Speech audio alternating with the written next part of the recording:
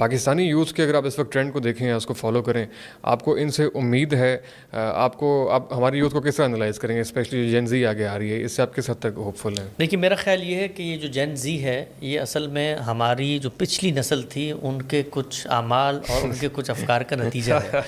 ہم نے اپنی نسل کو اپنی تہذیب، اپنا کلچر، اپنی زبان، اپنے مذہبی آدرش یہ منتقل نہیں کیے۔ یہ پچھلی نسل کی ایک بہت بڑی کوتاہی ہے کہ زبان جو ہوتی ہے نا میرے بھائی، وہ صرف بولنے کی حد تک نہیں ہوتی۔ زبان اصل میں آپ کی جو تاریخ ہے، آپ کی جو اقدار ہیں، آپ کا جو ویلیو سسٹم ہے، آپ کا جو ورلڈ ویو ہے، اس کو آگے منتقل کرتی ہے۔ تو اس وقت دنیا کے اندر مغربی تہذیب کا غلبہ ہے، پوسٹ ماڈرنسٹ سوسائٹیز دنیا میں کام کر رہی ہیں، اور مغربی تہذیب اصل میں اسلامی تہذیب کے مقابلے میں کھڑی ہے، اس لیے کہ اسلامی تہذیب میں ابدیت اور جھکنا اور بندہ ہونا اصل کوالٹی ہے، اور مغربی تہذیب میں انسان، ہیومنزم، فریڈم، لبرٹی یہ اصل اقدار ہیں۔ تو یہ دونوں بالکل متضاد اصل اور بنیاد اور سر رشتے رکھتے ہیں۔ تو وہ تہذیب ہے جس نے اپنی زبان کے ذریعے، اپنے کلچر، اپنے نظریے، اپنے ورلڈ ویو کو ہماری نسلوں کو منتقل کیا ہے، اور ہم لوگوں نے جو سب سے بڑی کوتاہی کی وہ اپنی زبان کو لوگ اس نئی نسل سے محروم کیا۔ جب زبان گئی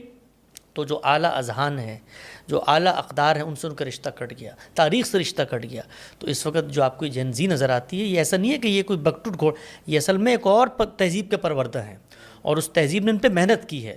تو مجھے آپ نے فرمایا کہ اس قوم سے کیا توقع اور اس کے نوجوانوں سے، ہمیں تو جہاں موقع ملتا ہے ہم یہ کہتے ہیں کہ زبان سکھاؤ ان کو۔ ان کو اردو سکھاؤ گے تو دین بچے گا ان کا، ان کو اردو سکھاؤ گے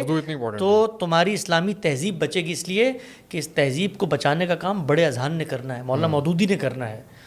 اس کو بچانے کا کام مولانا ابوالکلام آزاد نے کرنا ہے، اس کو بچانے کا علامہ اقبال نے وہ اذہان ہیں جو تہذیب کے چیلنجز کا جواب دیتے ہیں، وہ اذہان ہیں جو ان نسلوں کے لیے ایک رول ماڈل کی حیثیت رکھتے ہیں۔ تو ہمارے تو رول ماڈل ہی نہیں ہے فی الحال، تو سارے اذہان کی تربیت نیٹ فلکس سے ہو رہی ہے، اس پہ ہمارے بچے تو جانتے نہیں ہیں کہ ہمارے اسلاف کون ہیں۔ تو جب وہ جانتے نہیں ہیں تو پھر ہوتا پتہ ہے کیا ہے کہ ان کے ذہن میں بڑے سوالات پیدا ہوتے ہیں، اور چھوٹے لوگ ان سوالوں کا جواب دے رہے ہوتے ہیں، اس لیے کہ وہ ان سے کنیکٹ کرتے ہیں، تو پھر وہ دین سے متنفر ہو جاتے ہیں۔ بالکل ایسی